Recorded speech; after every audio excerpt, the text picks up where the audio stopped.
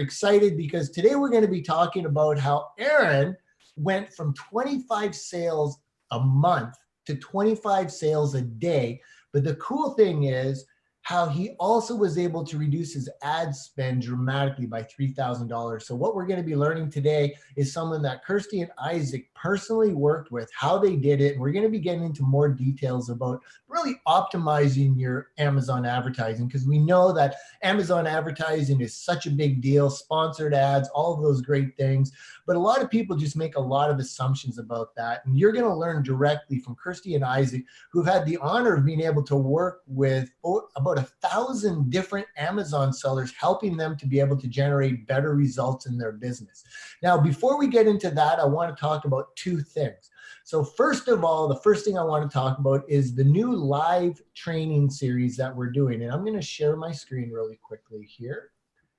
Hopefully this works fine, just to show you. So we have a brand new training series started.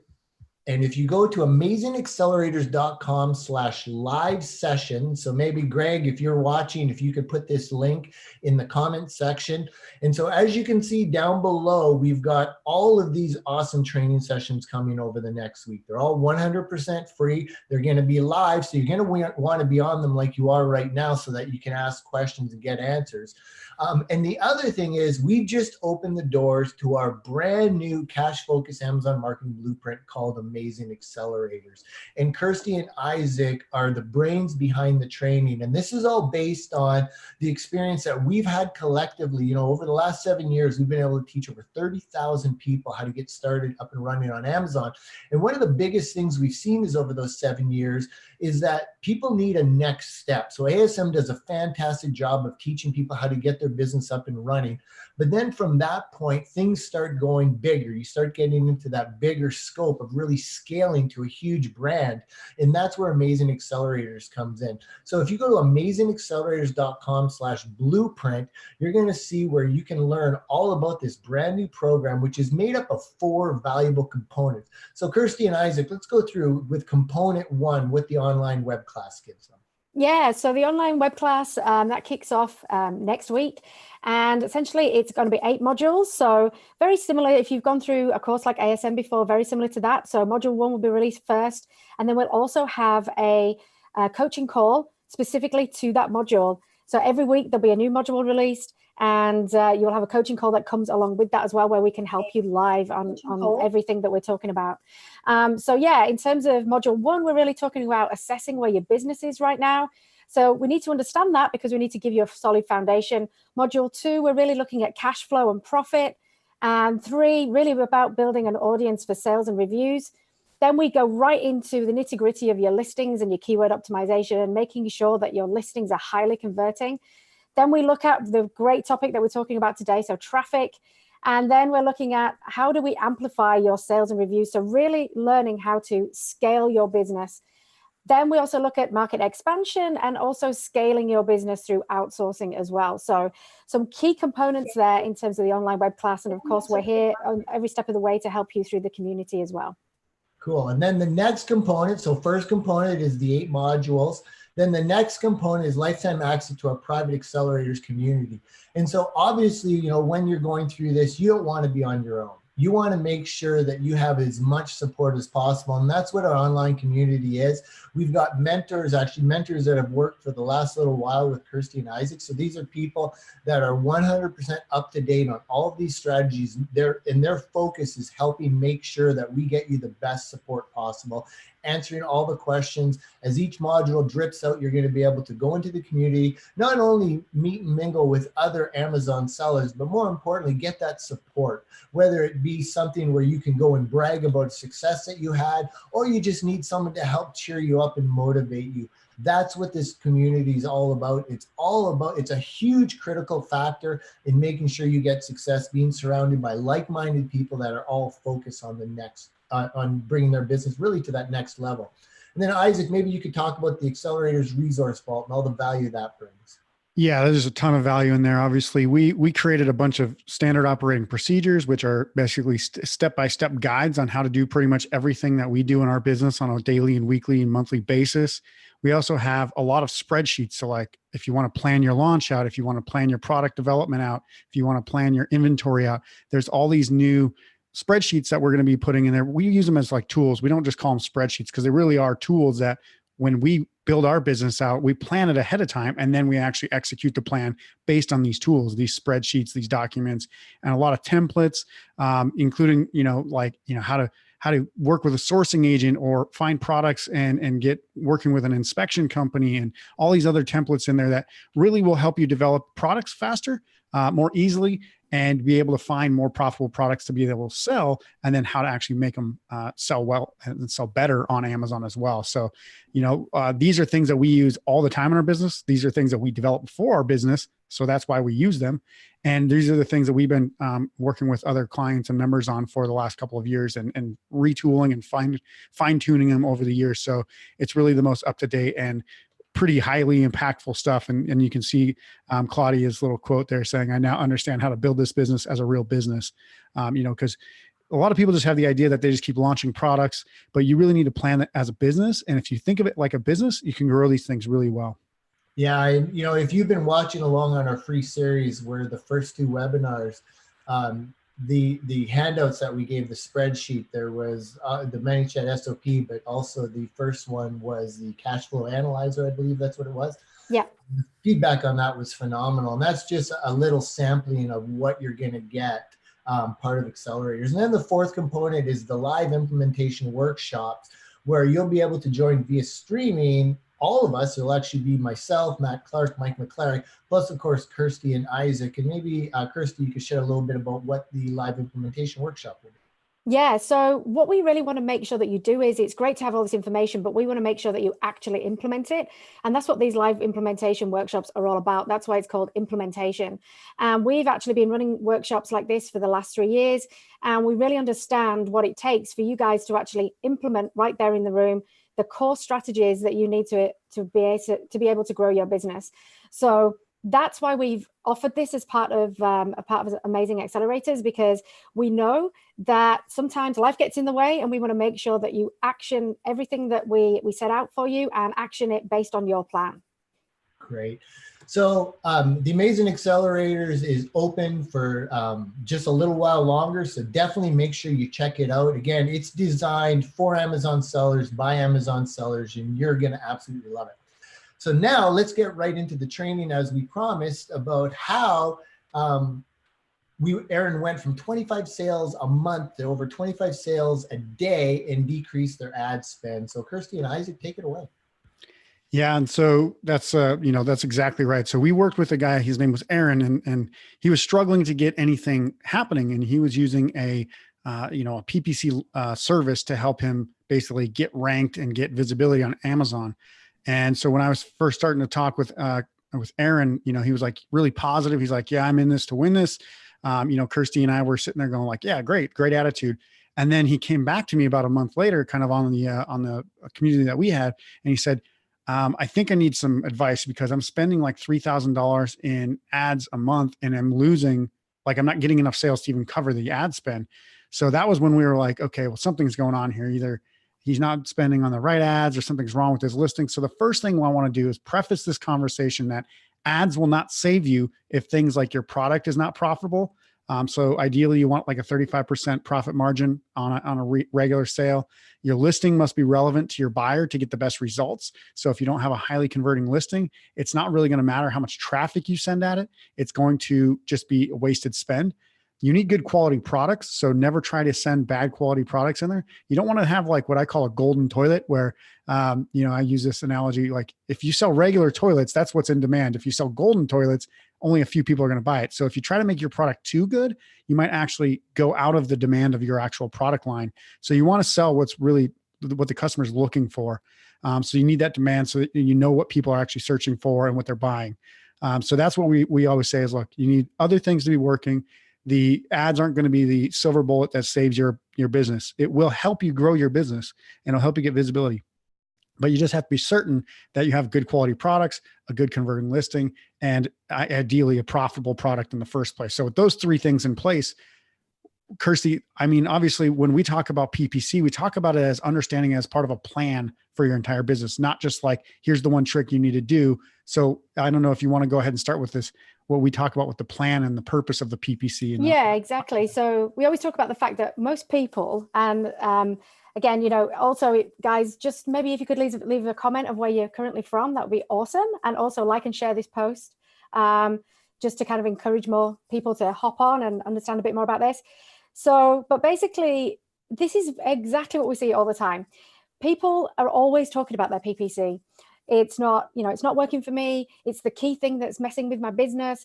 And they see it as this is the whole part of the business, when actually what you really want to start to be thinking about is that it's just one small component. It's a very valuable one, but it's one small component in terms of leveraging the success of your business. So that's kind of like the first thing you need to really think about. It's like, what role is PPC playing in terms of leveraging my sales and my profit in my business? And once you understand that, then you can move forward with the planning. So number one, understanding that it's not the be all and end all, but it is a core lever.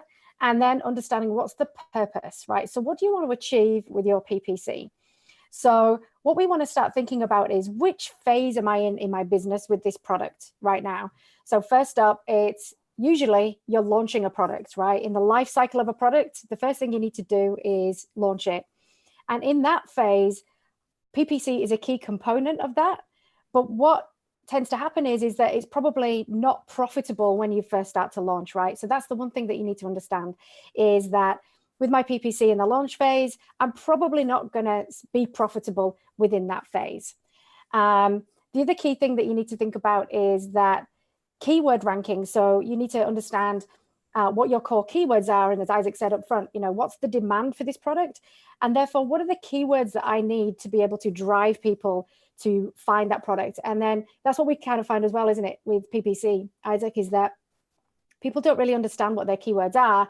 And so they just go mad and have 100, maybe 200 keywords in their PPC campaigns. And you're actually, then what you're doing is you're spreading out your spend so thinly that nothing is going to work. Yeah. And we always talk about keyword, and this is just like a side tip. And this is actually something I had to work with Aaron on when we were talking about his planning for his new strategy for his PPC. Was I asked him, what's your main keyword? He was like, well, there's about 5. And I was like, okay, well, what do you call this product? And he told me, and I said, okay, well, let's just go with that for now. Let's call that your main keyword.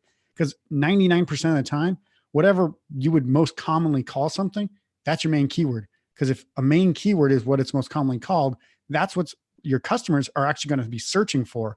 So a really good thing to adjust your mindset on is, it's not whatever the thing that you get the best PPC spend on. It's actually whatever the thing that you get the most search volume on. And this most search volume comes from the most common calling of whatever that product is. So, you know, this is like a black pen. I almost hit myself in the face. Yeah. So like, this is a black pen. I'm going to search on Amazon for black pen, or, you know, ink pens or pens or whatever, black pen.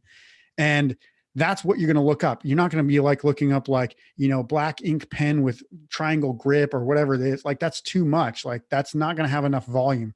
So whatever it's most commonly called, that's what you really want to base your PPC around. Cause that's like what you said, you want to get keyword ranking for that as part of your whole strategy. PPC, about 80% of the reason why you're trying to get PPC to even work in the first place is to get visibility on your main keywords. So if you don't know what your main keywords are, then you probably aren't going to be very profitable or even get very many sales or even very many clicks from your actual PPC. And that was actually a massive problem with Aaron. He was not even bidding on his main keyword. We went through his campaigns and he showed me exactly what he was bidding on.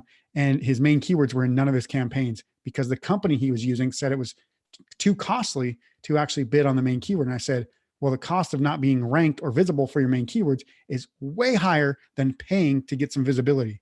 Jason, did you want to add something there?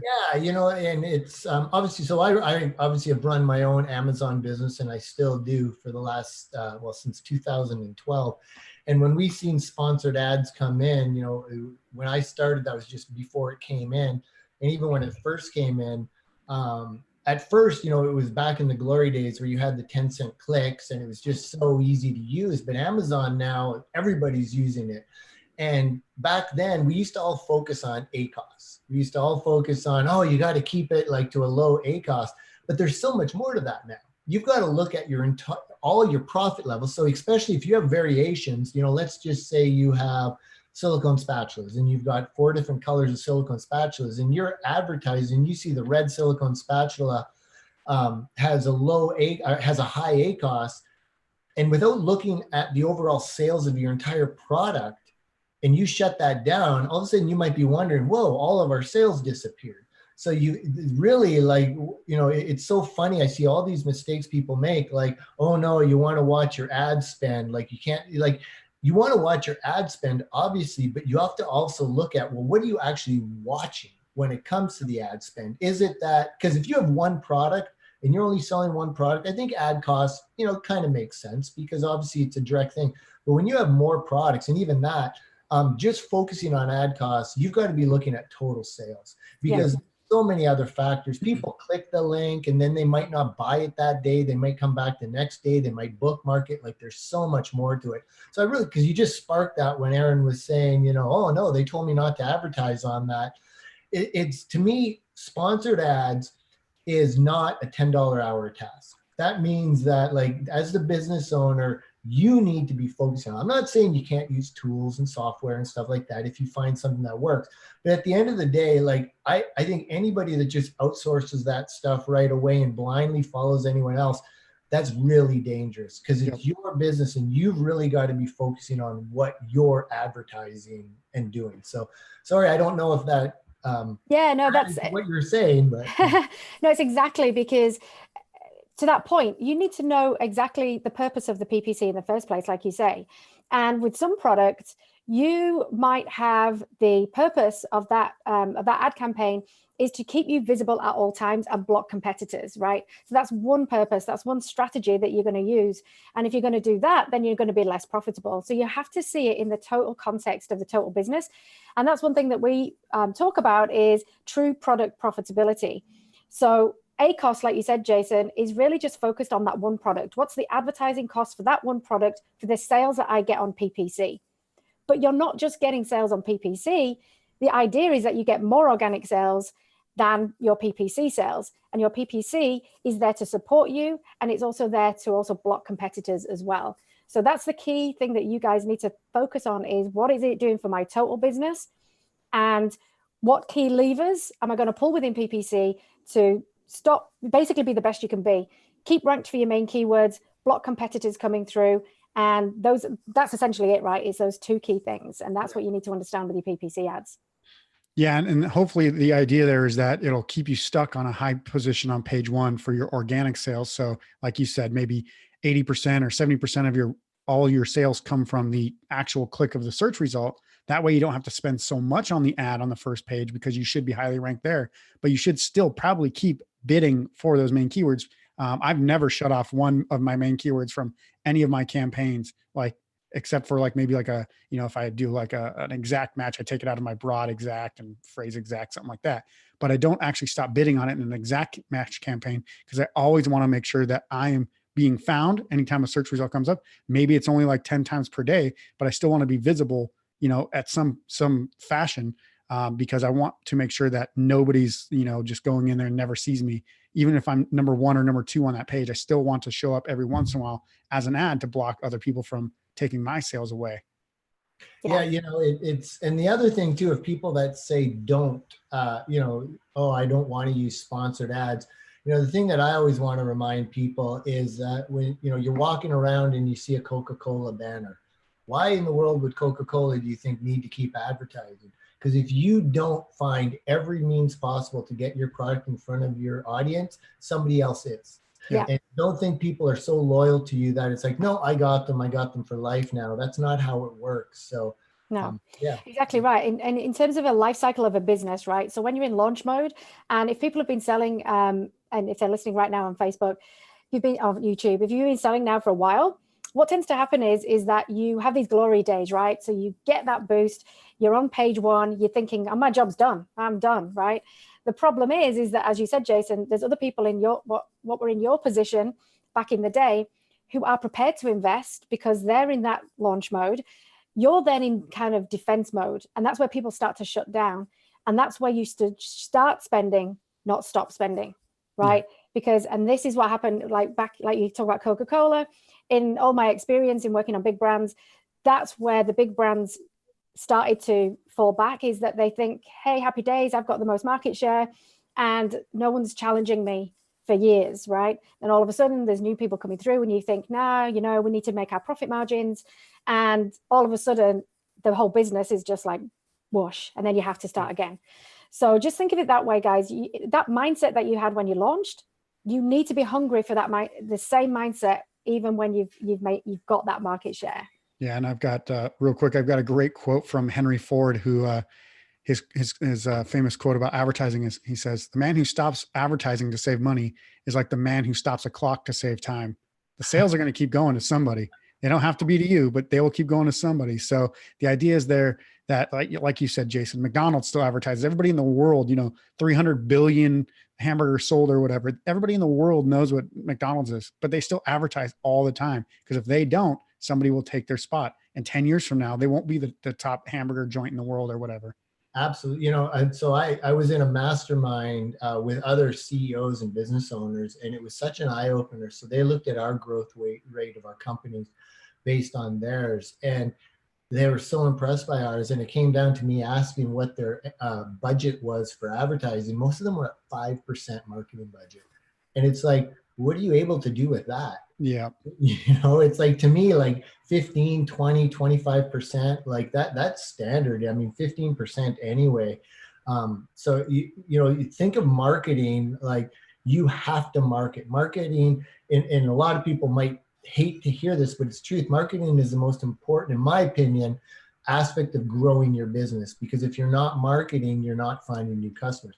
So I want to bring it back. And before I do that, I just want to remind people, if you can, please share this. This is our very first one. We just announced the live training series. We're going to be doing a bunch of these. So if you like this, please like this post. But we're on YouTube and on Facebook. And also leave questions. So if you have a question for either Isaac or Kirsty or me, just post them in the comments section, either on Facebook or on YouTube, wherever you're watching this, and we'll get to those in a moment. So I wanted to bring it back to Aaron again. So if we could summarize, so from what I heard, and I want to make sure I got this right, really the biggest issue that was happening with Aaron was he was following the advice of a third-party person that was telling him that the keywords that were the main representation of his product were too expensive to advertise on, so he shouldn't advertise on. That's correct. Yeah. So he was bidding on a bunch of longer tail keywords, or like, 4, 5, 6, 7 word keywords, things that weren't as relevant. His product might have been, let's say, in the sports and outdoors thing. So they were picking like these other things and like medical supplies that were slightly relevant. But I was like, no, this is not the way to go. Like, what your product is used for. Why are you trying to twist somebody's arm into thinking that it's used for this purpose over here? So it was really not relevant. And so what he was doing was, he went through this launch phase of basically not getting any visibility on his main keyword, even though he had a good looking listing, but he was bidding on all these keywords that were bringing irrelevant traffic to his listing. So his listing wasn't converting. So he was like, maybe the listing's bad. And I looked at the listing. I'm like, it doesn't look that bad. Like, I don't know, like as an eyeball test as a customer, this looks okay. So let's go ahead and make some tweaks on the PPC now. Let's start bidding back onto your main keyword. So he wasn't ranked. I think he was on like page 16 or something like that for his main keyword, which was crazy. I was like, with that listing. And the only reason why is because he kept sending irrelevant traffic and not converting. So they kept pushing him down further and further. And that's one thing I'd always caution people to do is do not send irrelevant traffic to your listing. So if it's not highly relevant, it'll actually harm your ranking in the long term. So just don't do that. And then, so what we did was we made some adjustments. So this is where we go into putting the ad spend on the most relevant, best performers. So we took out what he had as what were working. So like 2 or 3 keywords that were actually doing well for him. And then we put back his main keyword into the mix of like bidding at a reasonable rate. And he went from 4 sales so he actually went from 0 sales on one day to 4 sales the very next day. And then 2 weeks later, he had 25 sales a day. And he went from page 13 to page 2 for his main keyword. And I was like, well, I guess that worked. I was like, so you can fire these people now. Cause not only was he spending $3,000 in ad spend, he was paying them $2,000 to run his ads. So he was actually spending $5,000. I told him to, cause he was spending, I think it was $300 or no, $100 a day or whatever that makes $3,000, $100 a day. I told him to lower it down to $15 and just focus it on the actual things that were working. The few keywords that he got good sales from already, and then his main keyword.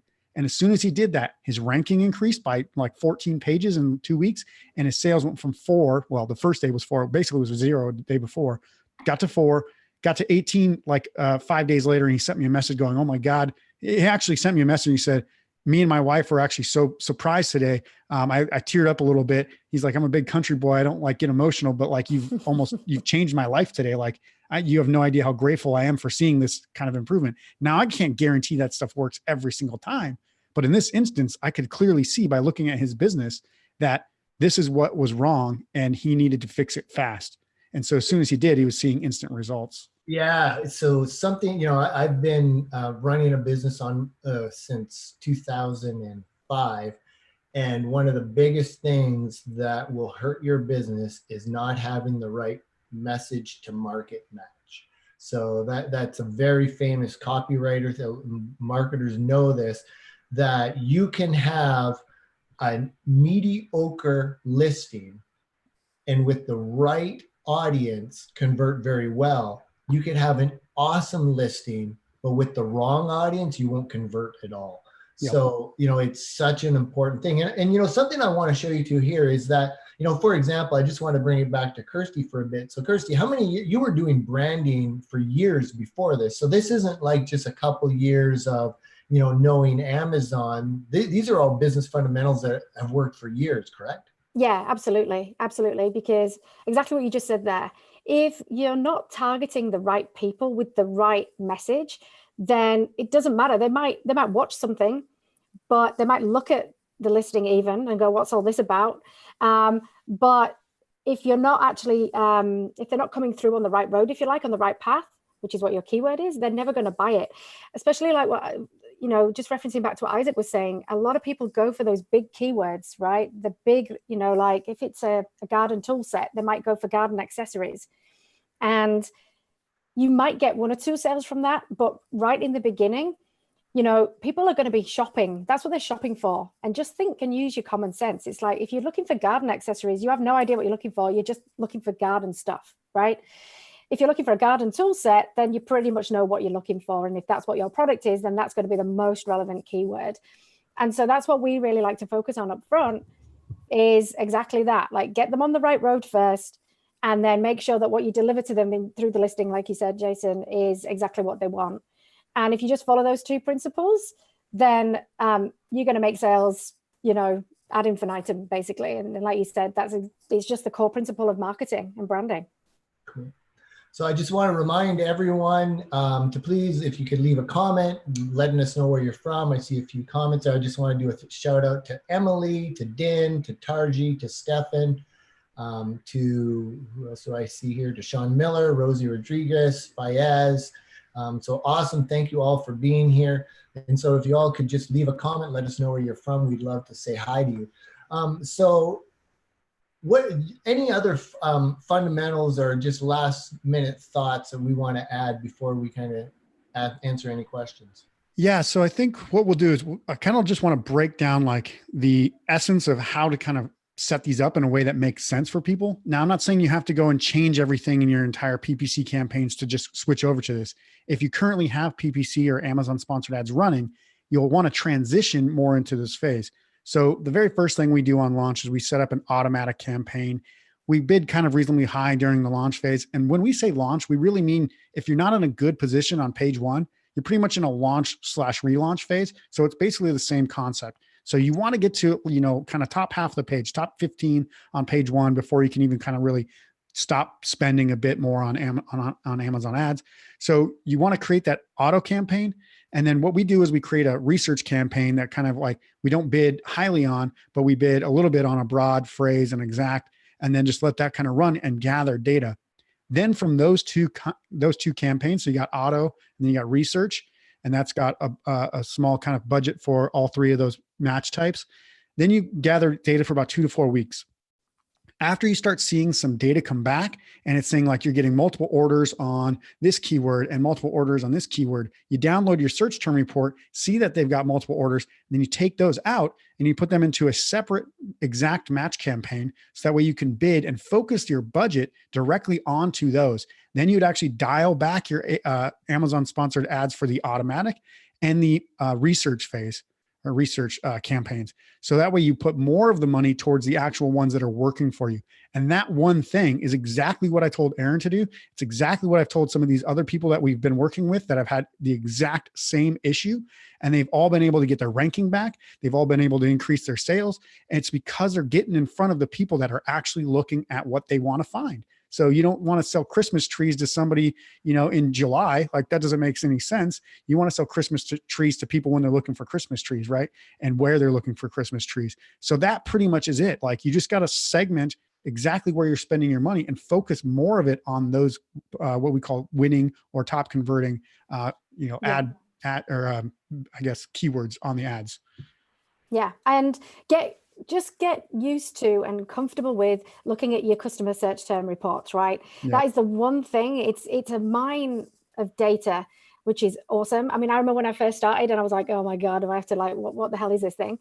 But it's so easy to download. I mean, I'm a technophobe anyway, right? But download it and just get used to looking at that data, because that's the data that's going to inform all these decisions that we're talking about here. So that's the first thing that you do. If you don't look at your search term report right now, or you don't know what it means, download it right now, go in, have a look at it. If you don't know what it means, and you can still comment in the Facebook group here, and we can have a look at that and maybe point you in the right direction, because that's the key that's going to unlock a lot of this stuff for you, so that you know what you're going to be bidding on and how much you should be bidding. Yeah. And I just want to say one last thing is you also want to find the ones that you're spending, like they're getting a lot of clicks and you're getting spend on, but they're not converting to sales, and you want to stop bidding on those. So we call that a negative exact match. So that's when you go into whatever campaign it came from, and then you say negative exact match that, so you don't keep spending on something.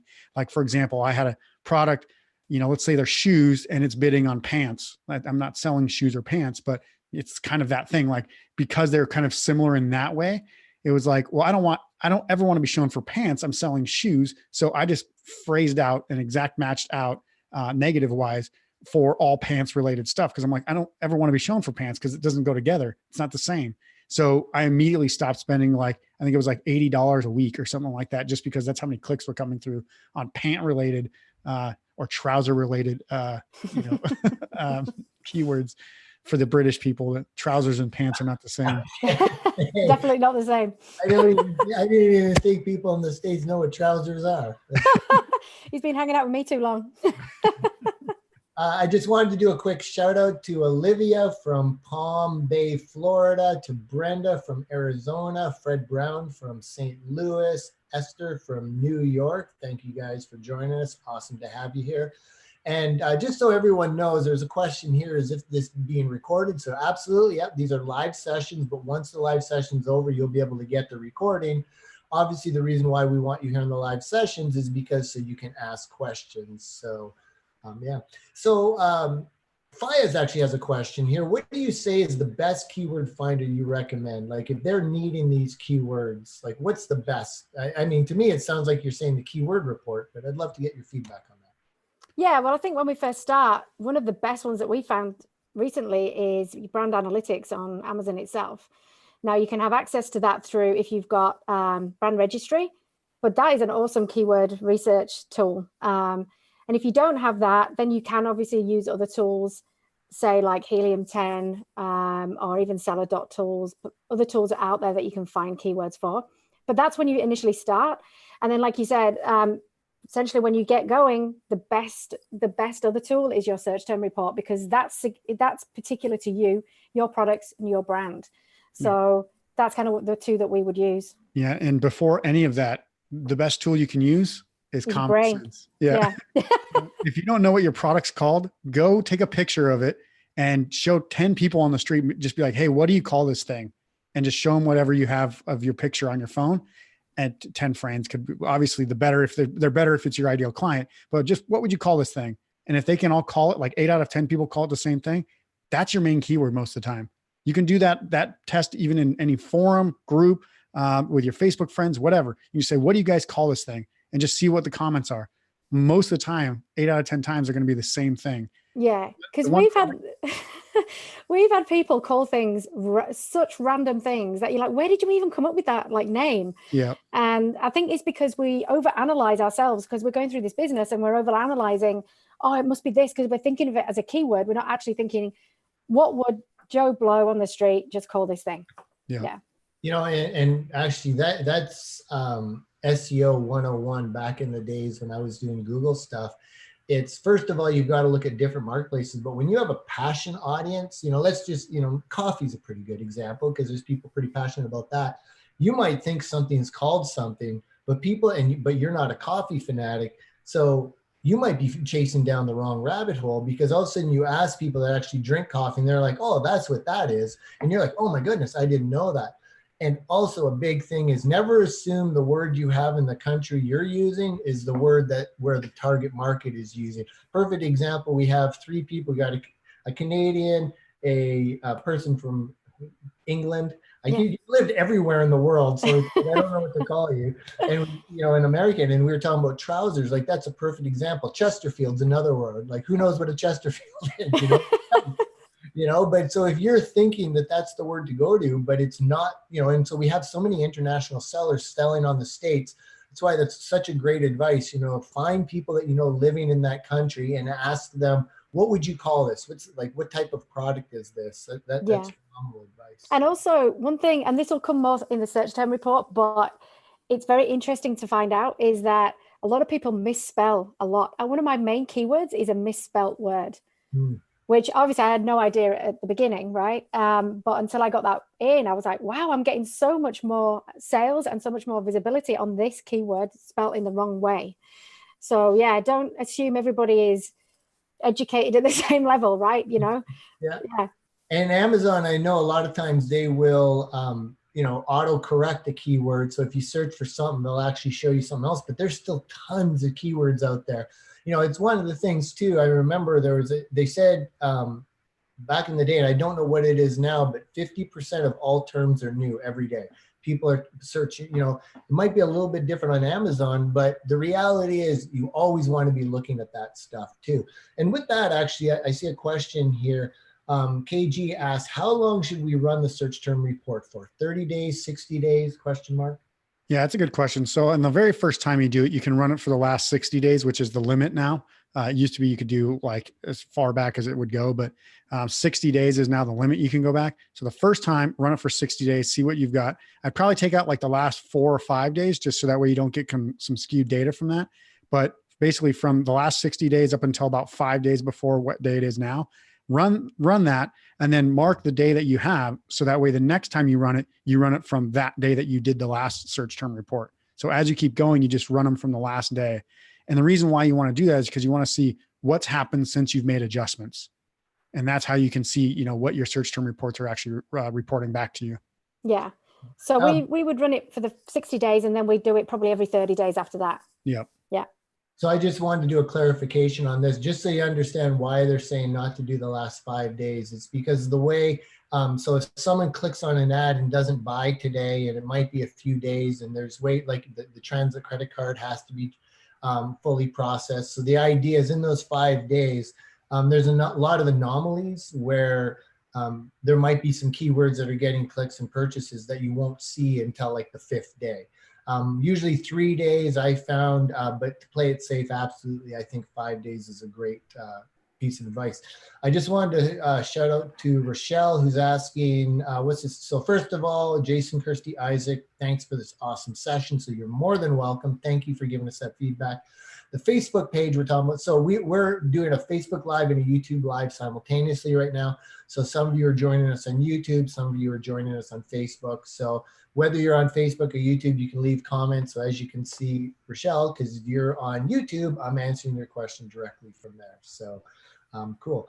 This is the best training ever. We thank you guys so much, from Emily. So awesome. What are we looking for when the search term report is downloaded? What if there are multiple campaigns running? Yeah, so that's another great question. KG, what you're looking for is first of all, you want to sort it. So if you click like the top, like if you download it in Excel, there's like a little triangle square at the top left corner above like row 1, column 1 to the left of that. You click on that, like right click on it, and you can actually sort the sheet by the column of 7-day total orders. So you want to do it by orders and not by units, because that means individual people are actually buying it. And then if you sort it by that column and then say largest to smallest, you might have like one top keyword spring up and I have like 34 orders. And then you'll just kind of look down the list up until the point where you have no orders. Anything that has multiple orders, so like 2 or more, is usually a good indication that multiple people are finding these keywords relevant because multiple people have actually bought it for those keywords. So hopefully that makes sense. So you're looking for like 2 or more orders per keyword to say, look, this is a relevant term, and this is something I should look at putting into my top converting campaign. Awesome. There's the other, I'm sorry, your AHEN, it looks like. Should I run manual and automatic campaigns at the same time when I launch new products on Amazon? Yes, absolutely. So we always run the auto campaign, which is Amazon doing its thing and it's going out there and finding the keywords for you. And then you run a manual campaign, which is your research campaign that Isaac was talking about. And you can put like broad matches in there and phrase matches in there to help mine other keywords as well. So think of it this way: your auto campaign is you're letting Amazon do its thing.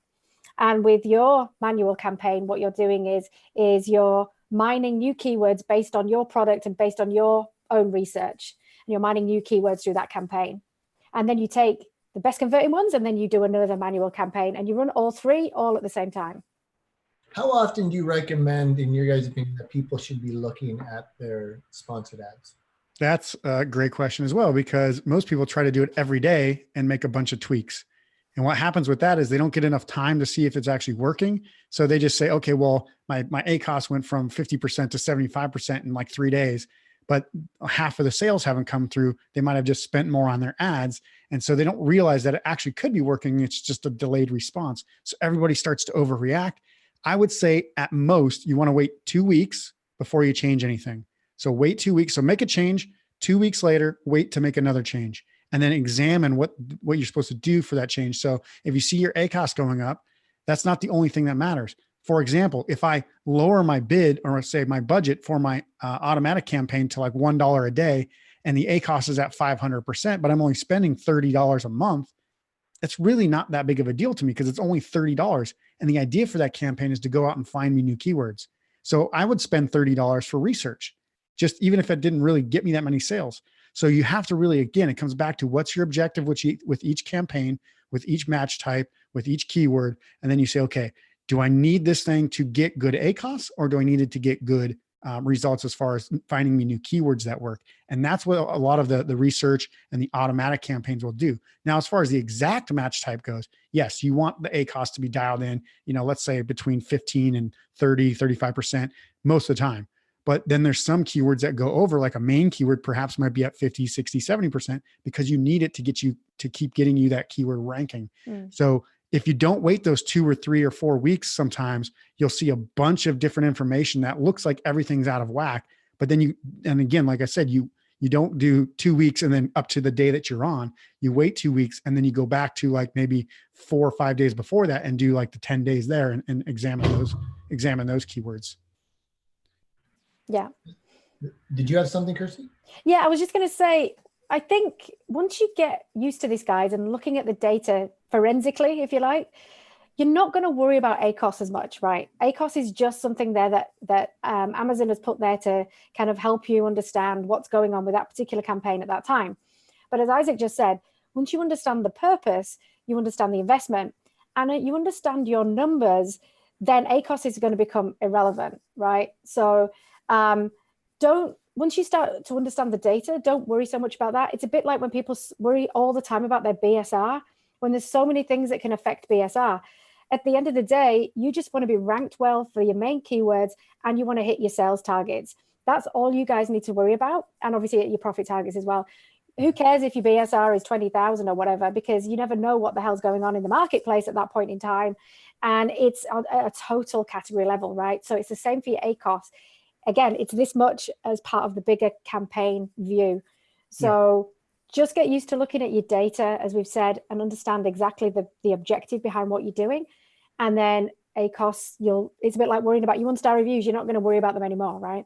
Yeah. And I was just going to say, this is stuff that like we go into depth on, obviously, in the Amazing Accelerators course. We've got spreadsheets to figure out how profitable you're going to be, how to estimate your actual campaigns and the budgets and all this other stuff. So, that's one of the reasons why we wanted to talk to you guys today, as well as to mention the fact that you guys will get a lot more than what we can fit into a 30-minute kind of presentation within the Amazing Accelerators community. Yeah, and that's a great transition. So, awesome questions. We actually originally planned this to only be a half an hour. Here we are 45 minutes into it. Awesome feedback, awesome value. So again, please, if you're on this call, whether you're watching live or if you get to watch the recording, please like and share, and continue to leave your comments. It means a lot to us. And do yourself a big favor. If you're currently selling on Amazon and you want to be able to get your business to grow your brand, and as people say, it sounds cliche, but it's true. If you want to bring it to that next level, if you want to be able to grow your sales and really establish yourself a business that brings you joy and happiness rather than stress. Do yourself a favor and check out Amazing Accelerators. Again, the link is in the comments. It's AmazingAccelerators.com. There's actually free training series there as well, so you can check out. And maybe we can go over real quick what the training series is. So in video 1, what did you cover? In video 1, we covered how to find profitable products. So number 1, actually, running, as you said, Jason, earlier on, we had a couple of tools. So we had one tool that will help you actually work out how profitable your current products are. And we also look at a thing called return on investment, so ROI. And we went over that in a lot of detail because that's another metric that you need to look at. So how profitable your products are and how much return on investment you're getting from your products. Then also how to find new products that bring you great profit and also great return on investment as well, because that's that core foundation that we were talking about in the beginning. So that was video 1. Video 2. Before you go on, because I want to really tell, so if you're watching this right now and you're currently selling, because she said like how to find good products, that is not meant for someone just starting out.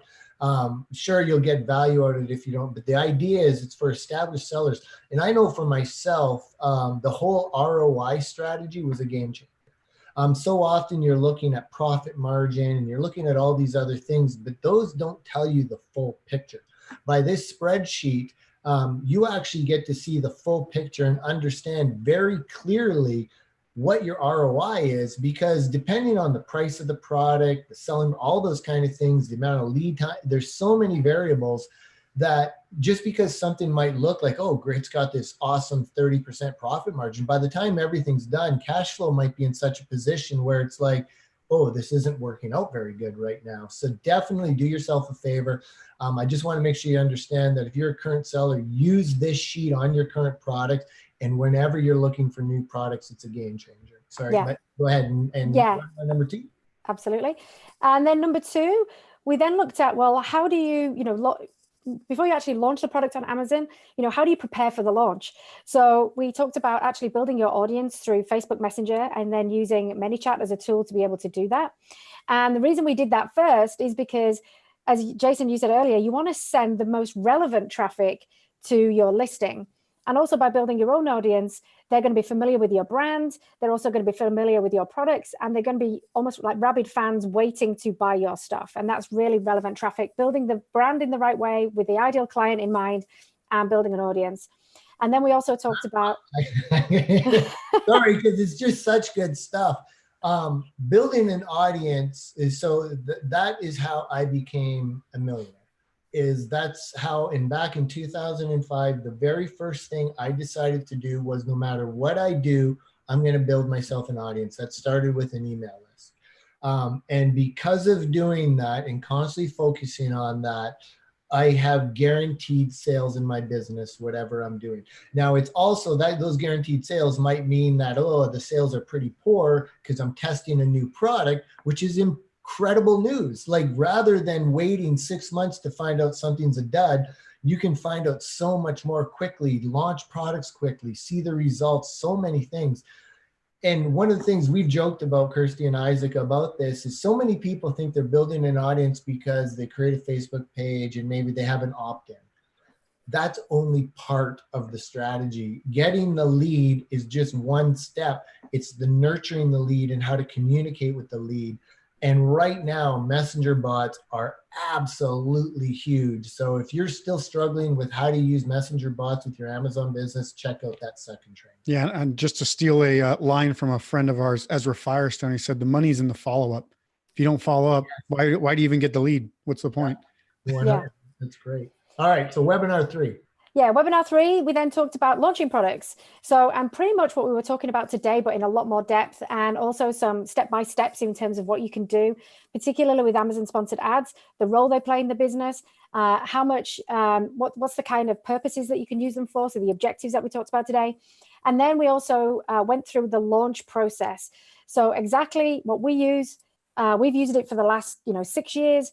We use it with the members that we've worked with, and essentially, it's all about how do you create a launch, but also then understand how much the launch is actually going to cost you, so that you know exactly when you're launching that product, how much budget that you need to put towards that launch. Because again, one of the key problems that people have is that they just put number one, they might just put their products up on Amazon and hope for the best. But then also number two, they don't realize that they have to invest to grow the business. This goes right back to what we were talking about before. You have to invest to be able to grow a business. It's not just whacking up a product on Amazon and hoping that you're going to become a millionaire, right? And so, but what this tool allows you to do is plan every step of the launch out, right through from launching that product and maintaining the sales. Because our job then as an Amazon seller is not just to launch, it's also to maintain where we've got to, right? So maintaining page 1 positions and maintaining our profitability. So that's what we went through in webinar 3. And I think anybody that sells on Amazon knows that, giveaways, all those kind of things, there's so much leverage with that idea of velocity on Amazon. I remember Matt mentioned that years ago when he started training. It's all about getting velocity of sales. And things have changed a lot. You hear rumors like, oh, you can't offer discounts. Well, if Amazon is allowing you to put a discount on a product, you can use a discount. So first of all, again, make sure you're careful with the rumors you hear, which is one of the things with Amazing Accelerators. By having a community, you can really verify those kind of things. But the other big important factor is, as Kirsty said, like when you're giving a product away at a discount, that's simply a marketing cost. So if I know, like I look at like a review, I put a value of about $50 on reviews. On a positive 4-star, 5-star review, that's gold. And so by being able to do those kind of things, now it's not all about reviews, and we're not saying give away products to get reviews. It's not my point. My point is the effects of being able to do all these things, getting the velocity, getting the natural reviews, all those things are so important. So you don't just look at it like, oh, I'm giving my products away. No, it's a marketing, it's a launch expense. But even more, and so we've talked about this is one of the powerful spreadsheets that you get in the membership of Amazing Accelerators, is actually a launch cost analyzer. And it is so powerful because it'll allow you to put in all of your metrics and know exactly when you're launching a product. Because when you're launching, it's not about just doing one strategy. So you want to use Amazon advertising, you want to use ManyChat, you want to use as many as possible. If you're just starting out and only using one, that's fine. But at the end of the day, you want to know your exact costs going in this and what the investment is going to be, because this is where a lot of people actually get hurt too, where they think, oh, I have to give away all these products, but they're not looking at all the costs associated with it. So their return on investment is really poor. And then they end up getting poor results. They don't really like it. So it's all about really knowing how to structure and plan it, which we go into in depth in Amazing Accelerators. So make sure you check out did you have something before I continue? Yeah, I was just going to say, and the other great thing is these are tried and true strategies of every major corporation for the last basically 80 years. Movies do it, books do it. Every new product in a grocery store does it. They launch at, this certain thing like, hey, you're going to get it at X price, or hey, here's a coupon to get it for free or whatever. And, books do it. They give out a certain number of copies to other authors, critics. Films do it to, get early reviews to really boost opening weekends. And it's just something that if you think about it as in general, as a strategy of business, and not just like, hey, I'm going to lose some money on my Amazon product, your business is dependent on how well you do in the first couple of months on Amazon. Yeah. And this is one thing that we really focus on in Amazing Accelerators is your future is not built on one product. It's built on a business. And we want you guys to essentially leave that course with a fully fledged, profitable business that's going to actually help you fuel your lifestyle, because that's why we're here, right? We're not here to just launch products on Amazon. As Jason said, we're here to actually make a change in our life in some way and have fun doing it as well. So that last part, have fun doing it too. And when you're doing this alone and things aren't working out and you're trying to figure it out, that's not fun. No. So make it fun. Join Accelerators. I promise you. So session 1. So when you join Amazing Accelerators, what happens is right away you get access to the welcome module. And then the welcome module is going to basically set you up for how things are going to roll out. But because we want to give everyone access right away, as soon as the welcome module is done, you're going to get access to module 1. So you can get working on it right away. We're going to have a kickoff call next Friday. So everyone's going to work through this. It's going to be one module at a time, released at one time during the week. So the big thing here is it's an 8-module course. The plan is to get you results over 90 days. So everything's divided into 8 modules to really help us support you through the process. And it's really designed so over the next 90 days, you start to see some really solid changes in your business. And then it also helps you set up for the next 90 days and continue. And again, it's focused on Amazon sellers to be able to take their business from where it is now and really get it to that point where you dreamed it would be, where you designed it to be. And it's just fantastic. I know I've even got Kyla, who works for me, going through it. The training is phenomenal. You're going to absolutely love it. Check it out because it goes away very shortly. Go to AmazingAccelerators.com. You can get access to the free training, and then go to AmazingAccelerators.com/blueprint to sign up and take advantage of this awesome deal. This is the lowest price that's going to be offered. So check it out. And again, I just want to remind everyone, thanks for being on the call. You can check out our other live sessions at AmazingAccelerators.com/live-sessions. We're going to be having a bunch more training just like this. The next one's going to be on Monday, so you're going to want to be on it live. And I'm going to say goodbye. This is Jason Katzmack, and I'll let Isaac and Kirsty say goodbye. Yeah, see you guys later. Thanks for joining us. Yeah, thanks guys, and have an awesome weekend. Take care, everyone, and we'll see you soon.